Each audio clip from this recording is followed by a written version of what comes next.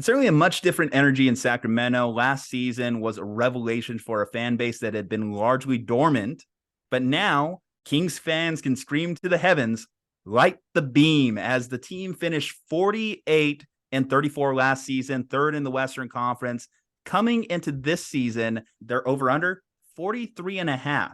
They start off the season with a victory. Kyle Ledbetter, how are you feeling about this Kings team going into the year? Last year they were surprised, but now there's expectations. Will they live up to them? Well, depends on where you set the expectations. And honestly, the expectations are all over the place right now. I'm here in Sacramento. You can see my Light the Beam shirt, my Light the Beam hat. I am the radio producer for the Kings, so I've got a lot of Kings information. I'm on the radio talking Kings and producing Kings broadcasts. So let me just say, the expectations for the Kings are all over the place. On one hand, you have Michael Wilbon going on TV and saying he thinks the Sacramento Kings can be the number 1 seed in the Western Conference. He said that the Kings can be number 1 in the West. You had Jay Williams go on ESPN today and say, after the Nuggets, the Kings are the next best team in the West. And on the flip side, you have John Hollinger saying they're going to miss the playoffs this year as the 11th team out of 15 in the West. So live up to expectations is a bit of a loaded question for the Kings, because the expectations are all over the place for this team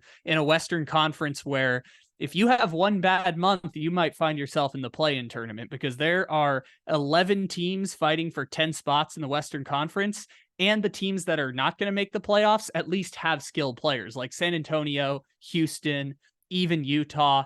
Those are teams that aren't going to be an easy out. But the thing that Sacramento should be excited about is they went into Utah first game of the season, a team that I think is chasing ping pong balls this year. Other people think that they'll be a feisty, team fighting for the play-in, but they went into Utah and they beat the brakes off the Jazz. And they did it picking up right where they left off last year with the most efficient offense in the history of the NBA. Again, the most efficient offense in NBA history. And the Kings are picking up from there and building this season from that. What do you think is the biggest thing they took away from that loss in round 1 to the Golden State Warriors? What do you think the Sacramento Kings learned from their first season back in the playoffs? We know ending the drought, playing against a team that is considered the dynasty or the most recent dynasty in the NBA.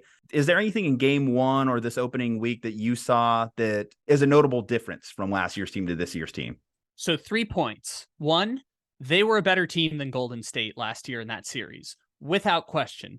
On paper, they were a better team than Golden State. They should have won that series in 5 or 6 games. If one Harrison Barnes shot goes in at the end of game 4, that's like a quarter of an inch different. They're up 3-1 going back to Sacramento in that series. They were a better team than Golden State last year, and they let that get away.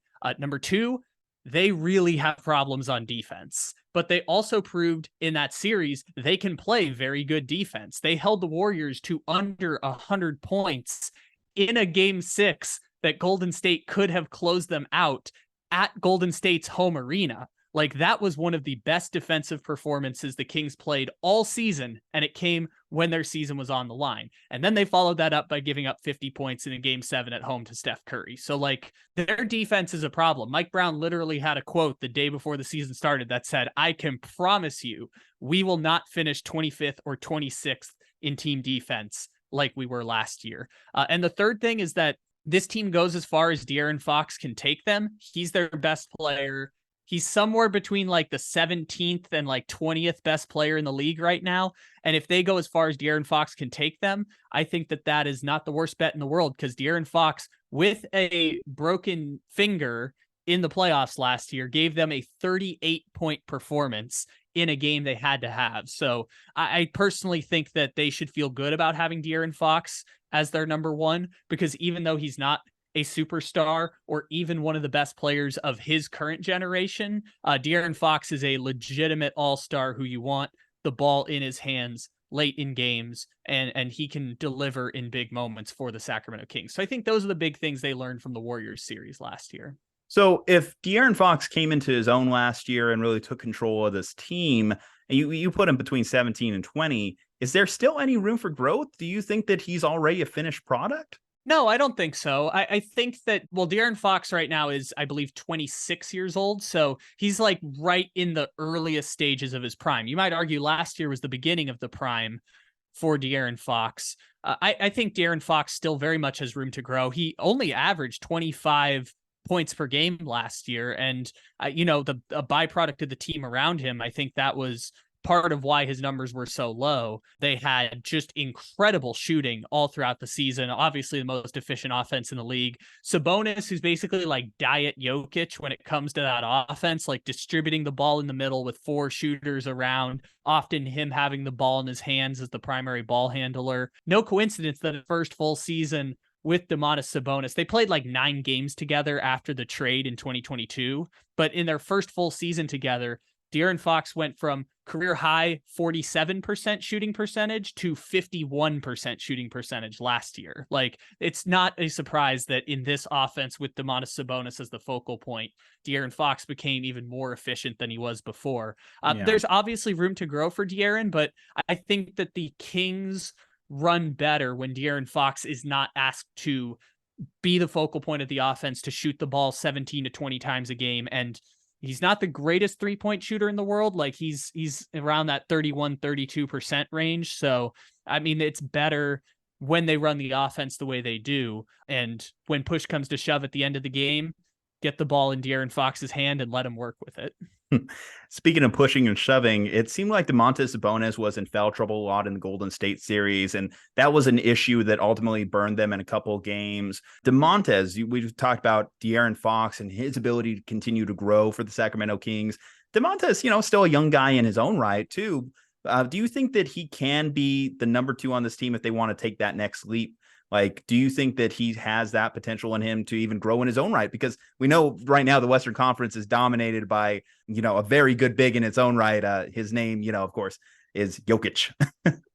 Well, it's funny that you bring up Jokic, because the Kings right now are basically modeling everything they do after the Nuggets. Like, their model for success is what the Nuggets do. And it stinks to call Sabonis a 2, because him and Fox might be both equally valuable. Both of them made All-NBA third team last year, and they both do things that are so different and yet so important to what the Sacramento Kings do. I know Jokic and Murray is kind of the comp before, and personally, De'Aaron Fox, I think, is a better player than Jamal Murray. I think there's some debate on that, because like Jamal Murray had like the 3rd highest scoring postseason in NBA history last year. So, Jamal Murray's coming into his own a little bit, but Sabonis can do what Jokic does. And the key difference between Sabonis and Jokic is that Sabonis often only takes shots when they are like guarantees. Jokic is a better shooter, but Jokic is also willing to take shots more frequently than Sabonis. Sabonis is inclined to pass, distribute. He's the leading rebounder in the league, et cetera, et cetera. So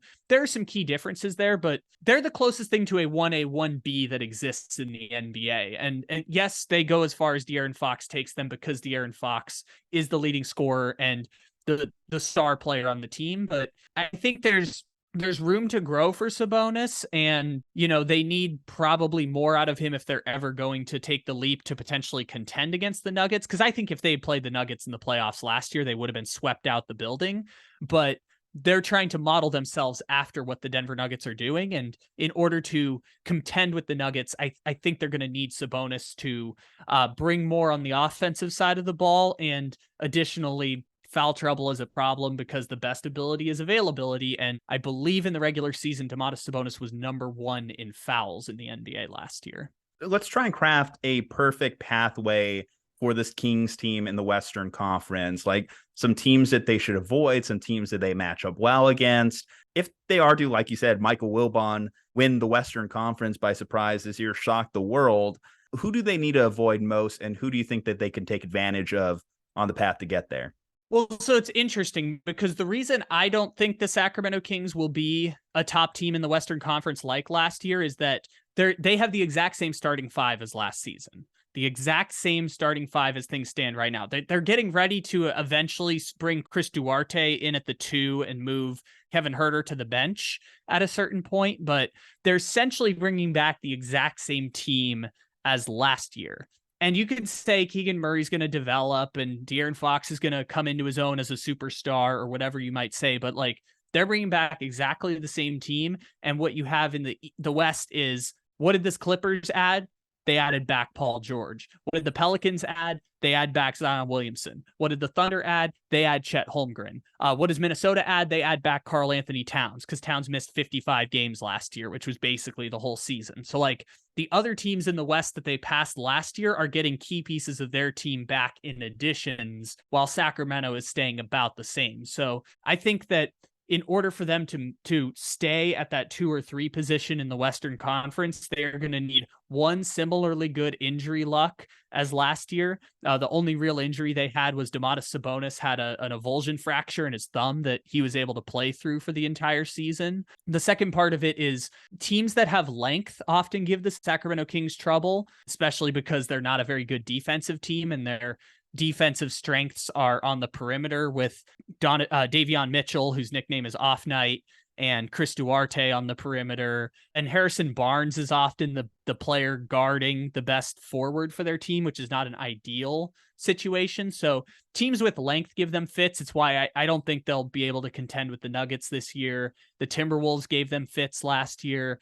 The Pelicans will probably give them fits this year. Those are the matchups that they probably want to avoid as the playoffs go along, or as the regular season goes along. All right, guys. Well, hey, if you are a Kings fan, like, are you ready to light the beam a lot more this season? Let us know below your win totals in the comments section. Leave a like on the video. Subscribe to the channel. Follow us on all our social medias from Juju and Kyle. Stay safe, happy, and healthy. We'll see you next time.